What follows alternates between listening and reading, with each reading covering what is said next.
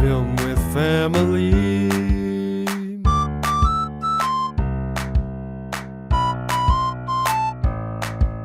Film with family. Film with family. So let us move forward with a film called A Talking Cat from 2013, directed by Mary Crawford? A film by Mary Crawford? Exclamation point question mark.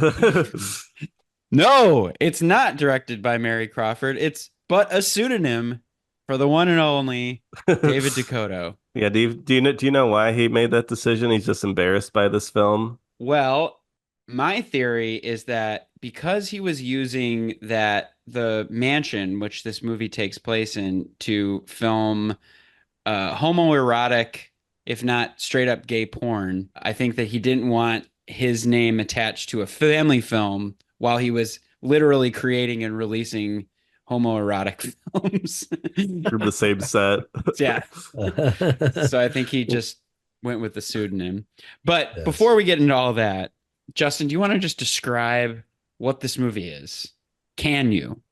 Wow. That'd be really, yeah. So it's a film about a cat named Gunther, right? No. What's his name? name's Duffy. Duffy. There it is. Yeah. Gunther. Even though he like announces his name several times throughout the movie. I'm Duffy. I'm a talking cat. Well, Austin, you gave me the DVD of this film for my birthday, so I could read the back of the DVD description. Yes, I got Oh, it there you too. go. We both Yeah, got our we- DVDs. Yeah, this DVD has no special features. It's just the movie and a trailer. Yeah. And the title screen is shocking. It's just the cat's eyes, and it just says play movie and trailer. Yeah. Yeah, it is funny. The cat on the box looks nothing like the cat in the film. Like Yeah. it's just like a little kitten on the box or the poster, and like the actual film is like this huge fat cat. But yeah, the description on the back is sometimes it takes a little help from a special cat to get people back on course. In this case, Duffy sets about to help two families enjoy each other's gifts. Yeah. Just two people enjoying each other's gifts. Yeah. So it's basically about two families and this cat. Film a family. Yes. Trying to link the two families together. It's much like this, the Fink family coming together with our family. That's right. Yeah. Again, a talking cat linking two families together, and we are sharing each other's gifts right now. So Duffy strikes again. it's a very simple story, but it is the production of this film that gives it all of its character and the reason why we love this movie so much. It's marred with this insane royalty-free music. The music is, yeah. Dun, dun, dun, dun, dun, dun, dun. I think that we should just play the first 2 minutes of this movie, just because it starts off with the music and with the cat. voiceover, Yeah. and it sort of sets it up a little bit. One of the worst engineering jobs on a voiceover ever. Yeah, so the voiceover is of the talking cat, is done by Eric Roberts, who is a character actor in tons and tons and tons of movies. But the legend goes that Dakota basically brought him into a bathroom with the camera, and just recorded him doing all the lines in a bathroom on his camera. So that's why the audio sounds insanely echoey and not a good quality. They just did it in one session, probably. Yeah, 15 minutes. 15 minutes. Yeah, and that's what it says on IMDb, and that's as much information as we have. I really hope the footage is out there somewhere, because if he did record it on a camera, he must have recorded the video as well, unless he had the lens cap on. But if there's like some shot of like Eric Roberts' knees like on a toilet while he's reading the talking cat, It's a flawless performance, in my opinion. I think he sounds drunk, good. as you'll hear. Which is perfect for Duffy. Yeah, he's kind of got like a Garfield affect, like everything's kind of like blasé.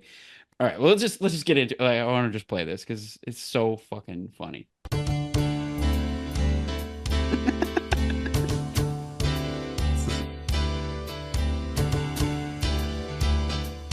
So now we're seeing these landscapes. We'll see a lot of these landscapes throughout the Yeah, it's a lot of establishing shots. One could say the water is a main character in this film. Yeah, the waterfall. Yeah, and the beach. Mhm. like in the deep woods. I like the woods. I always have. Don't get me wrong. I like to be indoors in a nice fluffy bed as much as anyone. In fact, more than anyone, probably. Bald eagle.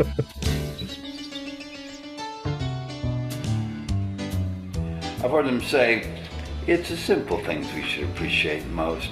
And right now, it's the wind in the trees and the smells in the air. This place has magic. And people nowadays are way too concerned with their shiny, tiny beeping machines than they are with the simple joys of living. And sometimes I'm compelled to come out of this place and do a little meditation, they call it, or communing with nature, or just letting the magic guide me. Because I help people, even if they don't know they need help. Because as I've discovered, people need all the help they can get. Wow. It's tempting to just rewatch the whole movie. It's like after watching that, it's like, Yeah. how could he stop? Yeah, maybe we should watch the first hour. Let's just do a live commentary track on it. Yeah, it might be the best way to handle this film. Zach, do you want to describe when we watched it together? Because this is like one of my favorite viewing experiences ever with you. Yeah, it was a lot of fun. I think I was like in town for Pitchfork Music Festival, right? Yes, yeah. And I guess it was like the next day, and I just remember just smoking weed like first thing in the morning, and then putting this on. It was just a nice morning viewing of a talking cat, and we were just Well, you woke me up. You were like, "Are we watching Talking Cat or what?" Like, yeah, it's like Christmas morning. Yeah, it's like I woke you awake. It's like, can we watch it, please? And then we quickly smoked weed and watched it, and we're just laughing our asses off. yeah, I don't think I've ever seen you laugh as hard as you did, though. Like from the very opening second, you were just dying laughing, like literally rolling on the floor laughing. And it was just, I was so pleased to finally be watching it with somebody who appreciated it as much as I did. Because Justin, do you remember the first time I tried to show you this movie? Yeah, we tried to recollect when that happened, and then I just remember there were too many people around it. They did not take it seriously. They were Yeah, well, I mean, as seriously as you can take this movie.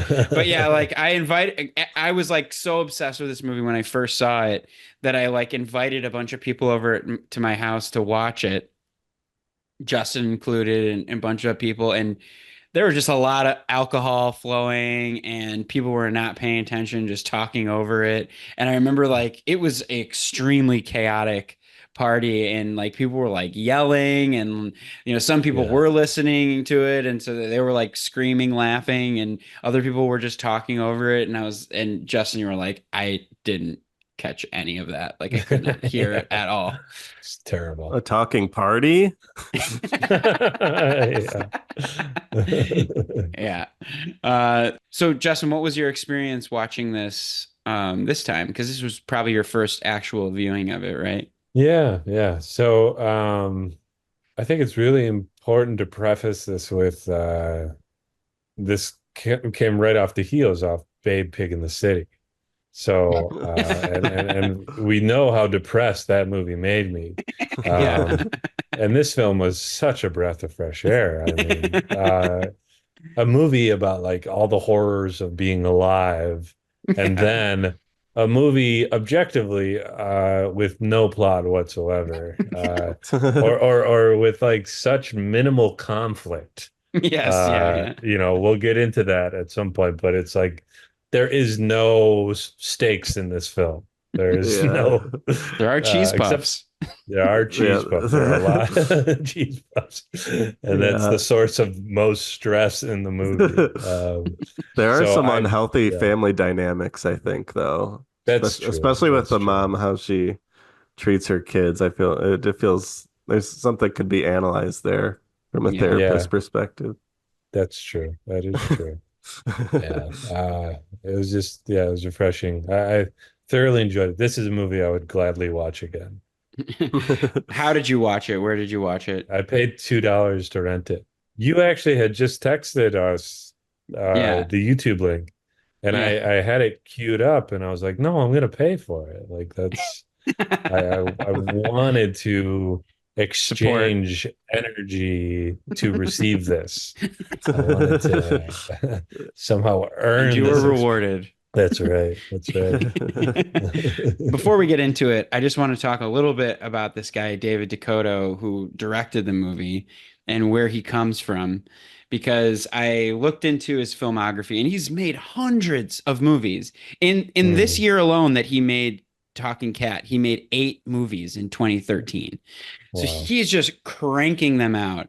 He had this movie in 1987, which I watched, called Creepazoids, which is basically a B movie alien ripoff with like a rubber suit monster, and there's like these giant mutant rats and this weird baby alien that comes out at the end. It's just like very schlocky exploitation horror from the 80s. Yeah, you sent us a clip of it, and it did look like a lot more effort was paid to that film than a talking cat. Yeah. It's like just in that one little scene, there's like way more production value than the Yeah. entire talking cat film. There's a lot of practical special effects. They still look very cheesy, but more than Talking Cat, yes. More than just playing stock footage.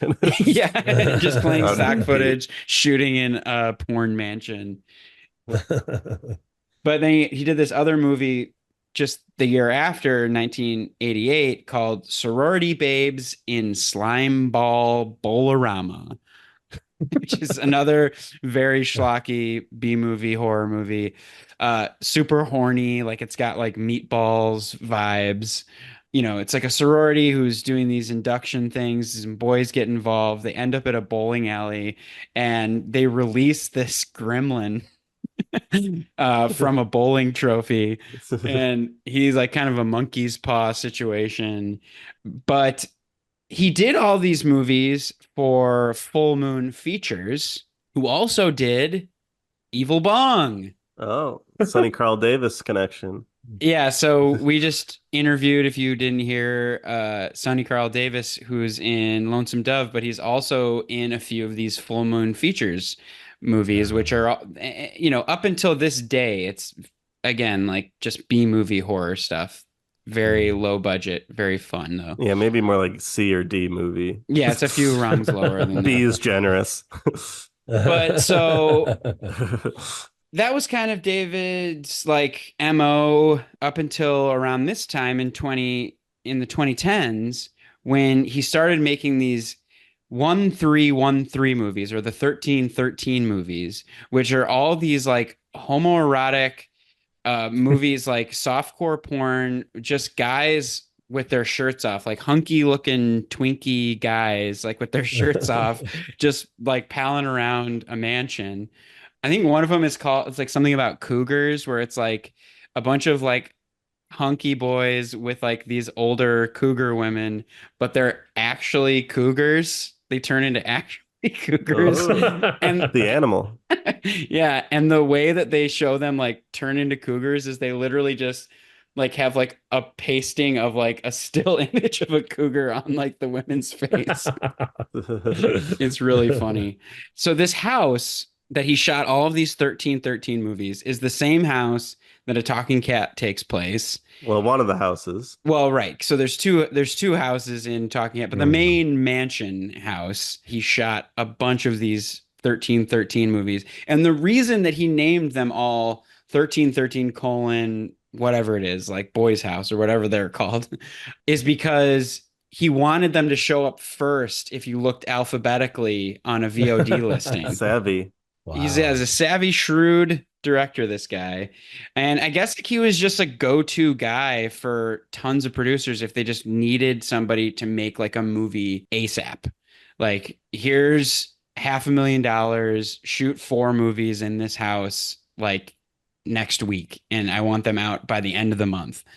And so that, like, he did this movie Talking Cat. He did I think the same year A Talking Pony, which is same premise basically of just like a talking animal saving a and they family. repeat some of the actors, right? I think so, but I don't know. Yeah, Kristen DeBell, I think the mom, she comes back for a talking pony. Oh, one last thing. There in the episode, the Cinco Brothers episode of Tim and Eric, they shoot a scene in the house as well.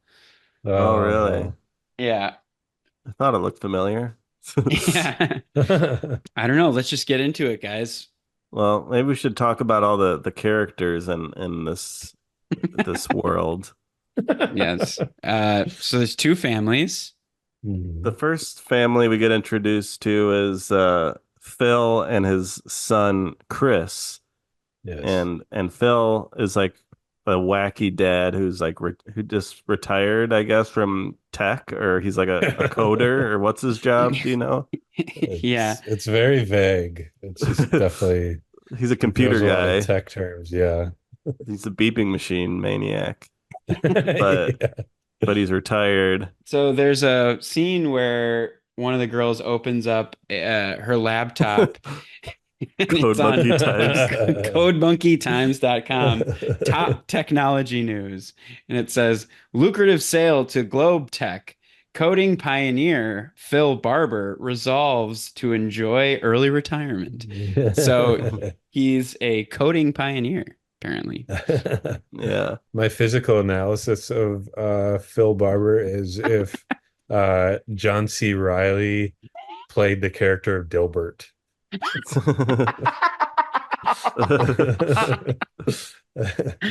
That's perfect. Yeah, he's got this weird like tuft of hair that like it's like he's a very odd looking guy. John Whitaker is the name of the actor. Yeah. And he's like an old school actor. Like he played like Tom Sawyer in like the 1973 Tom Sawyer. He was a child actor. He's kind of got like an Opie look to him, you know. He had like red hair and freckles, and so that's kind of something that Dakota is one of his signatures, is like pulling these old actors out of obscurity. He brings a lot of energy to it. He burst right into the scene, beeping and honking. Vroom vroom beep beep. Yeah. Yeah. You used to like that. Vroom, vroom, beep, beep, beep, beep. Why do you always do that, Dad? I love that as a kid. You're home early. I love that it implies up until this point, the son has always humored his father when he did that. And finally, that was his breaking point. He was like, Dad, I'm not a kid anymore. Yeah. The reason is like this house is like such a strange liminal space. Like it's got this art where it's like a tree trunk with legs and cowboy boots on, and then one of the seats in the living room is like half of a VW bug, and so that's why he runs in like going vroom vroom beep beep and sits on the car seat. Yeah, it's revealed later that he hired like somebody to buy all that stuff, and he had regrets about it. I feel like that's something he tells the wife or the mom character. He's like criticizing the art. He's like, huh, this is hideous. They clearly like couldn't move anything because they're using this mansion.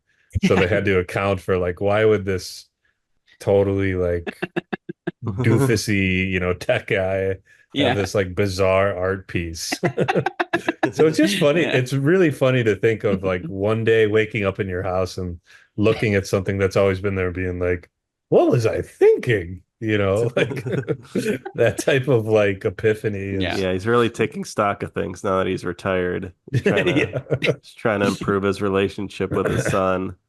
So we have to say right off the bat that the son is clearly gay. Like it's it's not just Closeted speculation. homosexual. Yes, he's Yeah. definitely in the closet. There's Yeah. definitely homoerotic themes. There's a scene Yeah. later on that confirms, that Yeah. the director was trying to touch upon that Yeah. without offending his family, his conservative family base. Yeah, it's his strong suit.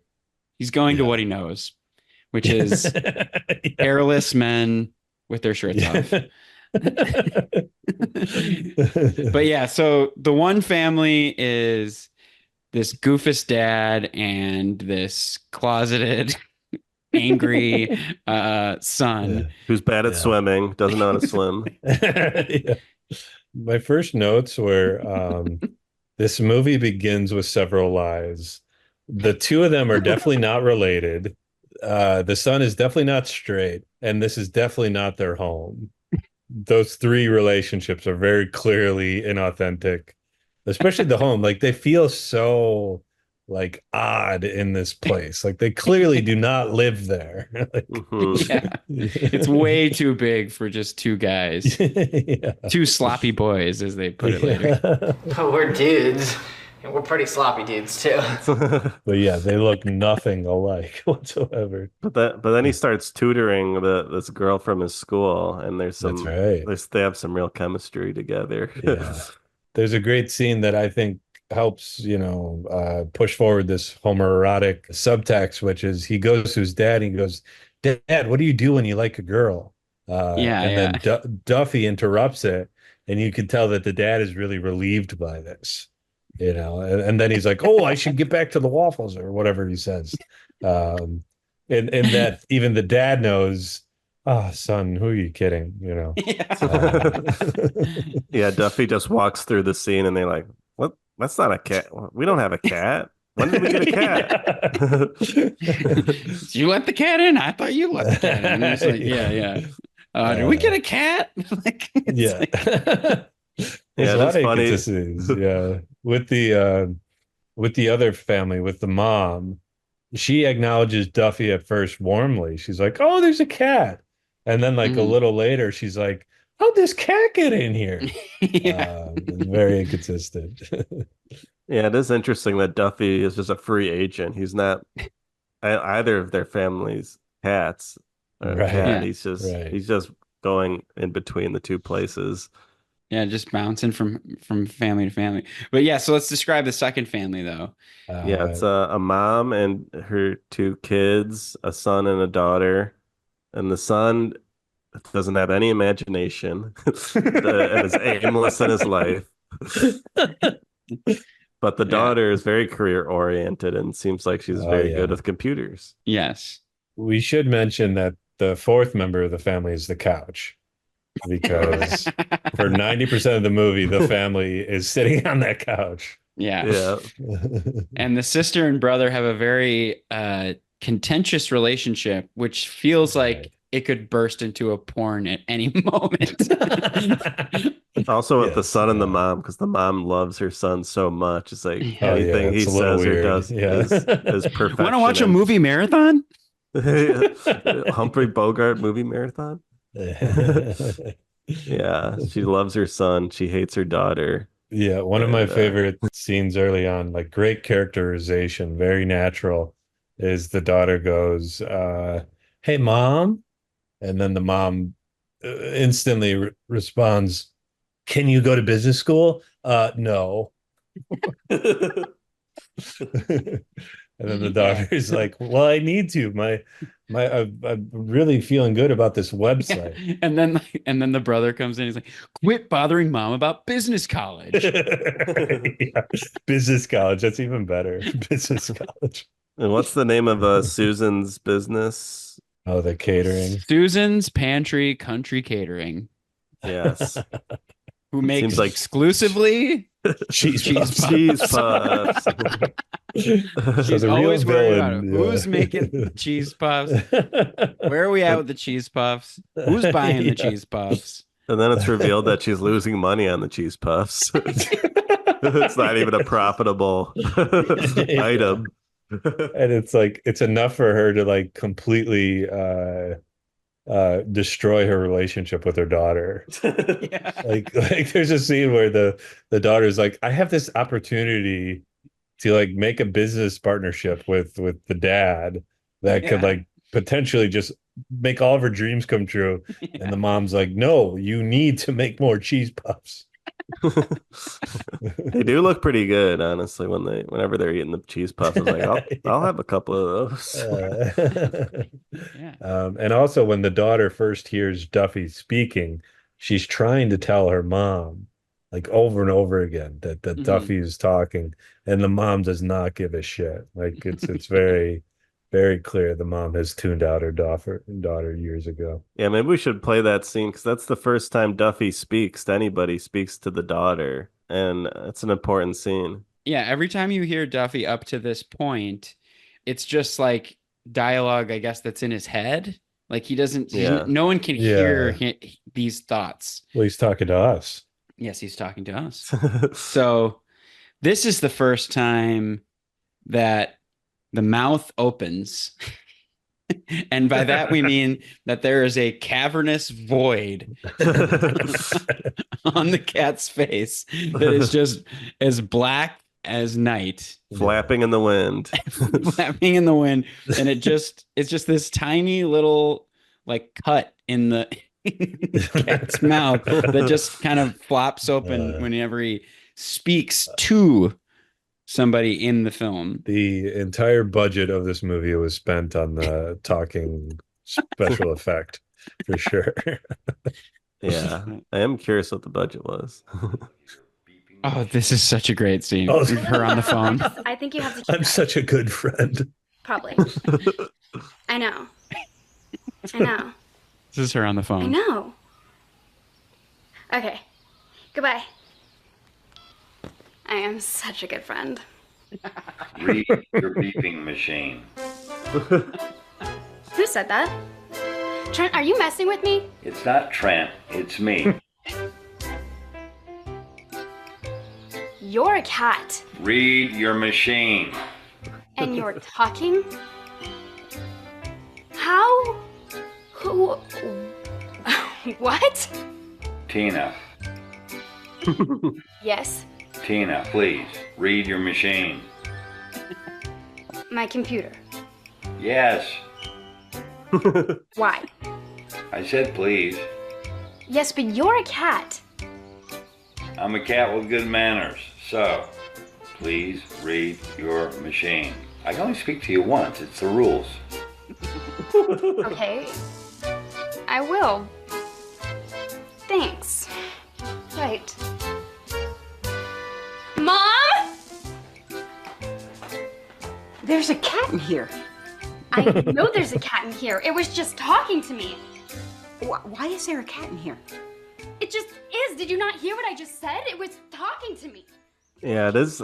Well, the logic of it, or is it that Duffy like sent her an email? Like, does Duffy have the power to send her things through the computer, despite the fact that he hates technology? I don't know. I was very, very off put by how he delivered. I really like the look of your blinking machine. Your beeping machine. Yeah. Yeah, your beeping machine. Well, it's funny too because she's on her cell phone, Right. but he's referring to her laptop. Yeah, there's a lot of holes in this. Yeah, holes in his mouth. Yeah. Jeez. Big hole in his mouth. Yeah, but again, the mom goes, "There's a cat in here. How did the cat get in here?" But the mom had acknowledged the cat earlier in the movie in her house. Yeah. Like a few scenes before, she like pet the cat. Yeah. Yeah. And the doors are always open in their house, so they shouldn't be surprised that things just wander in. Yeah. It's a lot of work to do what I have to do. Not many people realize that. Yes, we're all connected, but it takes real magic to connect the right people at the right time. But it can be hard sometimes because people can be stubborn and silly and sleep right through the best parts of life. I try not to let that happen. I'm Duffy, and I'm a human whisperer, and I think I found the people I'm supposed to help. I'm Duffy, and I'm a human whisperer. Well, I kind of wanted to see the scene where he first talks to the brother. Right. The way that scene plays out is like a pretty jarring and strange as well. Like he just like gives them some really cryptic information up top. I don't have the time code for it. I got it all mapped out. What's up with you, cat? I'm a talking cat, but I can only talk to a person once. And there's a collar my original owner gave me, buried under a grove of magical trees due north of here. It's a big fallen tree, and just through a thick hedge, it looks like a fuzzy green wall. That collar is what lets me help people. That's crazy. Wait, so A lot of lore just gets dumped on him right there. yeah, he explains the whole reason he's a talking cat out of nowhere is the first thing he says to him as a talking cat. He's like, look, Anyway, play more of the scene. I forget what happens next. You're a cat. You're a human, and one with quite an imagination despite what your sister says. How do you know that? I don't even know what I'm going to do with my life. That's the problem with you humans. You're also concerned with knowing the destination. You forget to enjoy the trip. What does that mean? Not sure. Heard on TV once. But that thing doesn't really... My sister knows what she wants, and we're twins. So you have to take the same path? No, but I don't even know what I want to do. She's right. I have no imagination. You know how I know that's not true at all? How? You're having a thoughtful conversation with me. I'm a talking cat, remember? That just makes me crazy. You need to stop selling yourself short. If you keep living and learning and reaching out, the life you think you're missing is gonna land right in your lap. I love how he said it's gonna land right in your lap. Yeah, it's just interesting that like everybody else he talks to, he like gives them like an objective, but this one is just like, I'm just gonna give you this really cryptic information, Yeah. and then we're just gonna have like a little therapy sesh. Yeah, it's just a little pep talk Yeah. about how But he has imagination. it totally works. It breaks him out of his depression. Yeah. Yeah, he stops listening to his asshole sister. Mhm. So there's 4 times when the cat talks to 4 different characters. We skipped one where he talks to the dad character. Let's go to that real quick. Full of lads, see? 'Cause a man's got to do what a man's got to do. You like Humphrey Bogart movies too, huh, Duffy? Sure. Your impression is terrible, but the movie seemed good. Not enough cats, though. Duffy, what am I gonna do? Try taking a long walk into the woods. Yeah. Yeah, I thought about taking the trails over there, but I'll take my chances. I love how they go back to the theme. Somebody in here? Just those lazy old movie watching types. Duffy? You should take a walk in the woods What's going on here? and then have a talk in the woods. Why are you talking? Because I have one chance. So yeah, that's his second objective to the dad is take a walk in the woods where he And have a will- talk in the woods. and have a talk in the woods. So then the dad goes out wandering in the woods and he finds the mom of the other family. Mhm. It is interesting though, because they don't show any footage of him walking in the woods. They just show stock footage of empty woods, and then he just arrives at the house. Yeah. It's like, was it really that hard to just film this actor walking in the woods? It's like, Yeah. it seems like an easy enough shoot, but they couldn't do it. Yeah. So the dad and the mom have a little bit of a meet cute. They connect over Bogart. And then we go back to the mansion And the son is struggling with his lack of knowing how to swim. Yeah, it's because the tutor or the girl that he's tutoring really wants to go swimming in their nice pool. Yeah. So this is Duffy finally talking to the son. Music. It's like America's Funniest Home Videos.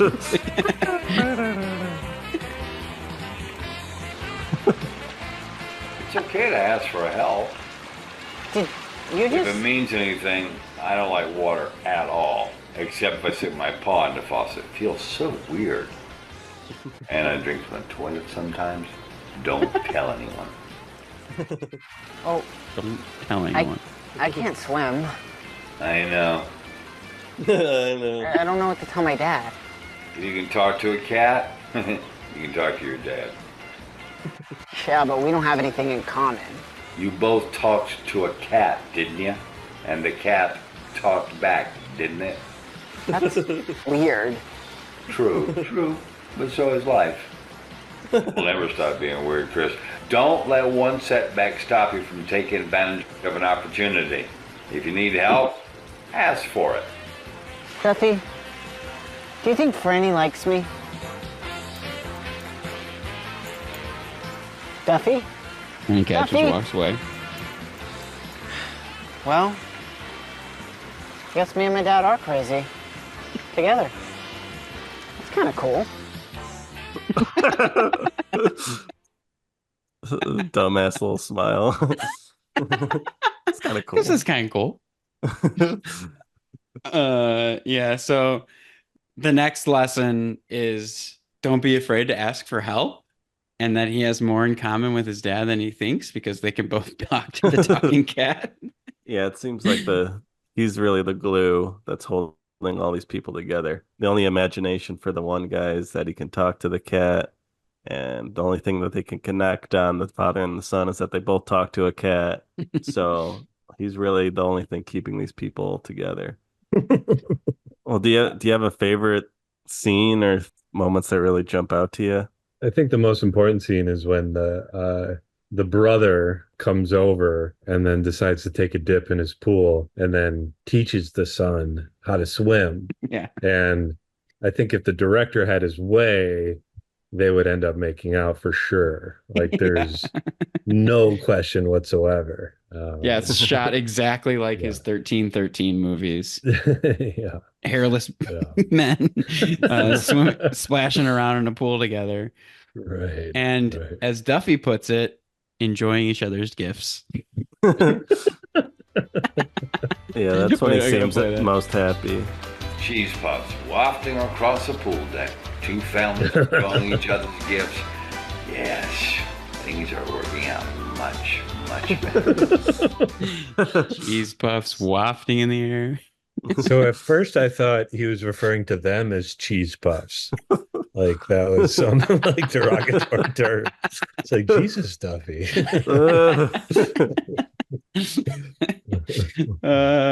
So at this point, all of the things that the cat said to each of the people are all kind of linking up. But the one thing he didn't do is talk to the mom. And so as he's kind of rushing to go see the mom, he gets hit by a car. Oh God, yeah. Yeah. The same car that's introduced earlier. Yes. And the dad is walking over the bridge and they play the sound effect of a speeding car over the image of a car going clearly like 5 miles per hour.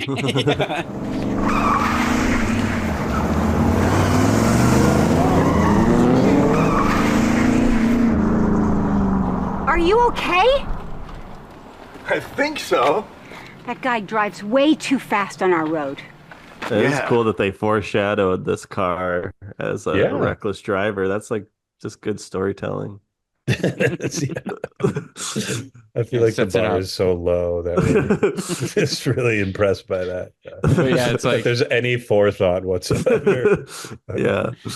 This leads to the whole family somehow finds out the stray cat is injured and at the cabin house, and they all go upstairs to check on the cat, and he's just laying on the bed with This like a is- piece of gauze. This is the scene that made my wife and I just burst into laughter. Like it was so, it's such brilliant setup too, because they show up, he's just like, he's upstairs and they're like, they have that tone, like, not sure if he's gonna make it. He's so, and you're expecting him to be like badly wounded.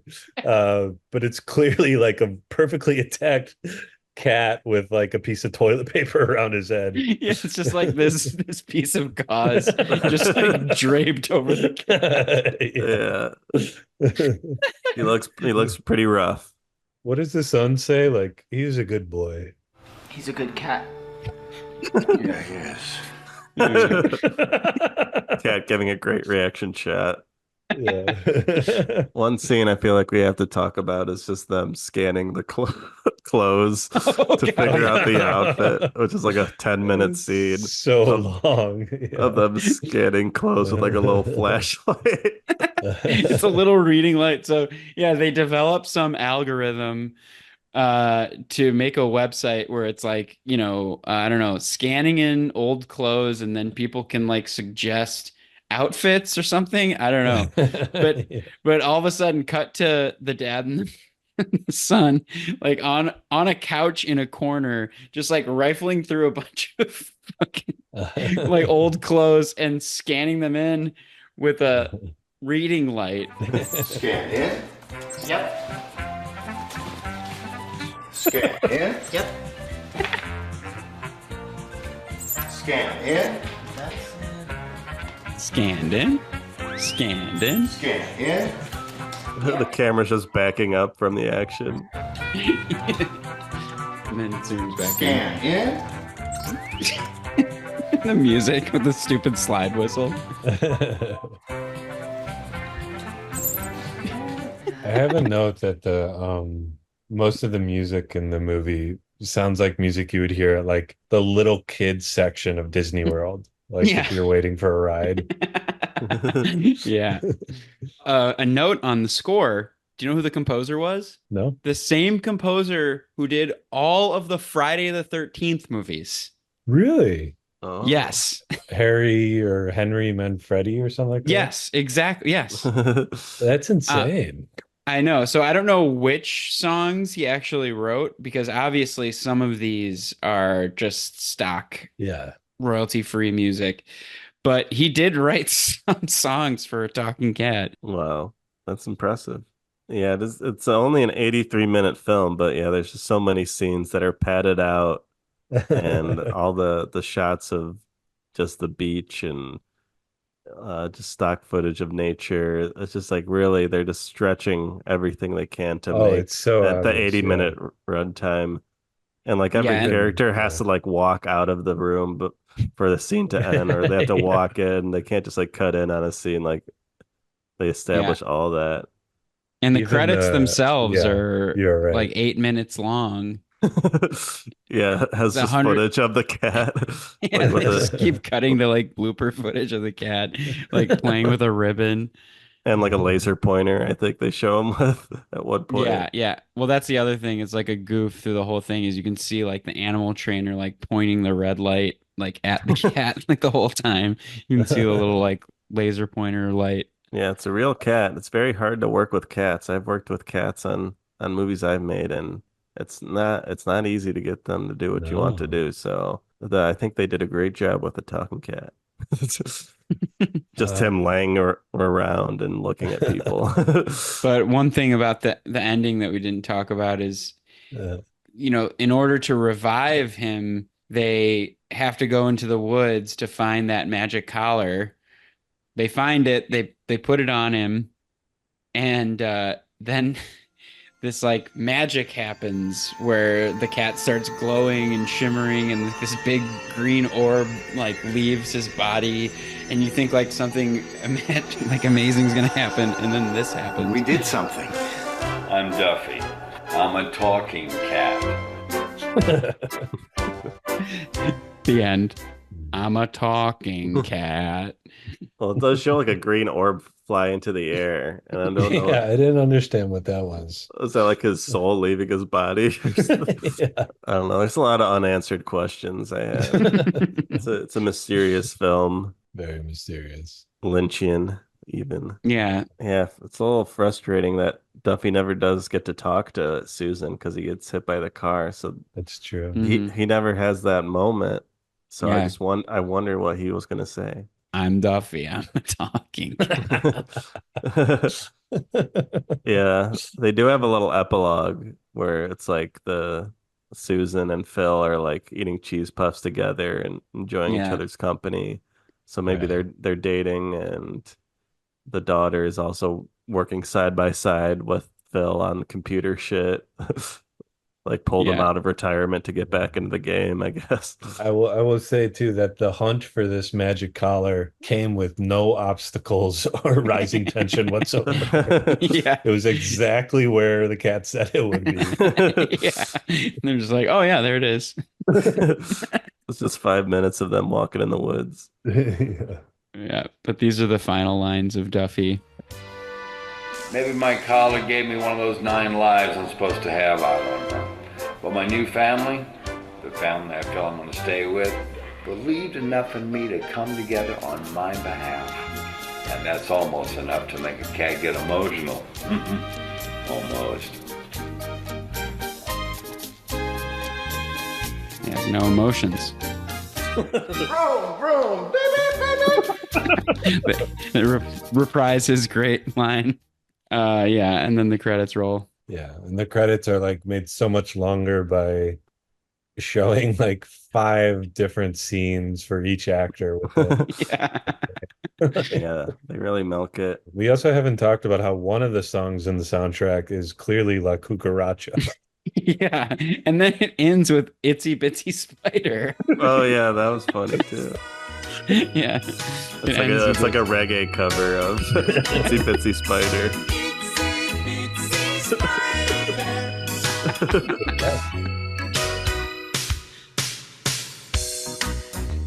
One animal trainer.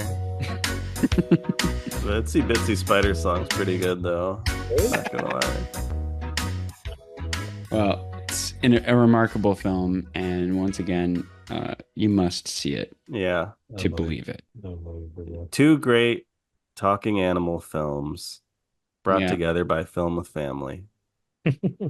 A fun fact, Eric Roberts is brother to Julia Roberts. That's right. That's right. Oh, I didn't know that.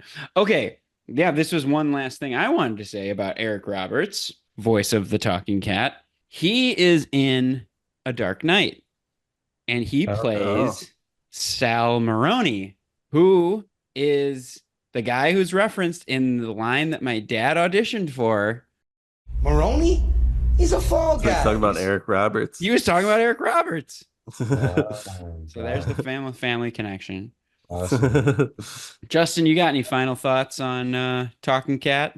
It's a great movie about being true to yourself and always listening to your inner wisdom for sure. And listening to your talking cats. Yeah, my letterbox review was an unflinching portrait of life well observed. I stick by that. Yeah, it's surprising that the movie starts with him talking about how much he loves nature, and then like he like makes these 2 characters connect over technology and the beeping machine. You know, it just feels a little counterintuitive to what he's established at the beginning, but he works in mysterious ways. Zach, would you say all of these movies that we talked about, Babe, Pig in the City, Talking Cat, they're all 5-star films for you?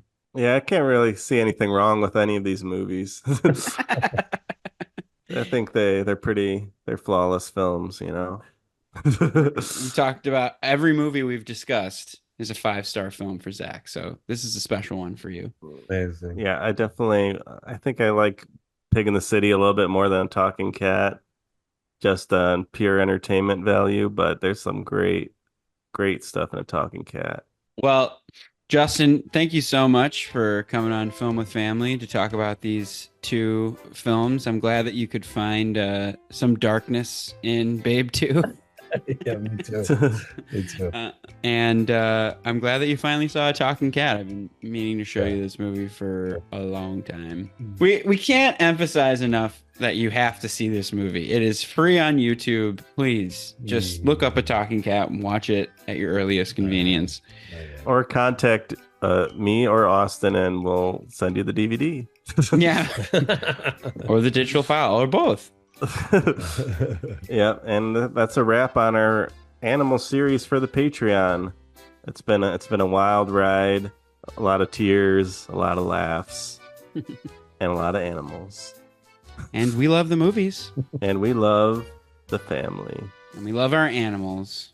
Please share the gift of this podcast with a friend today. Meow. Bark. Woof woof. Oink oink. La la la la la la.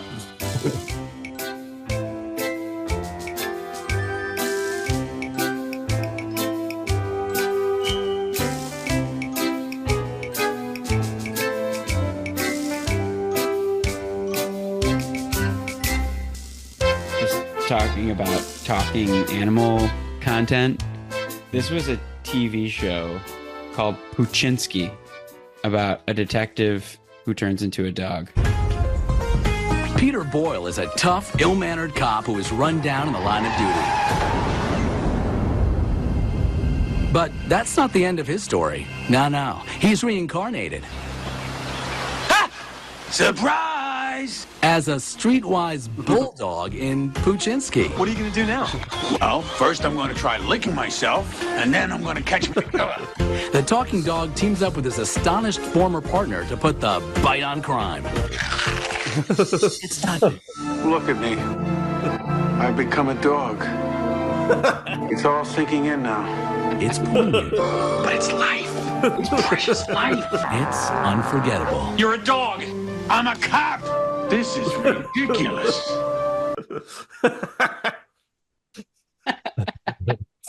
That puppet for the dog is terrifying.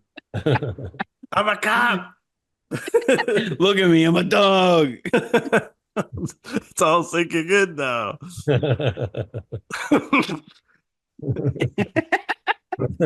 So maybe we should do a Puchinsky bonus episode. Yeah, you can post on 9/11.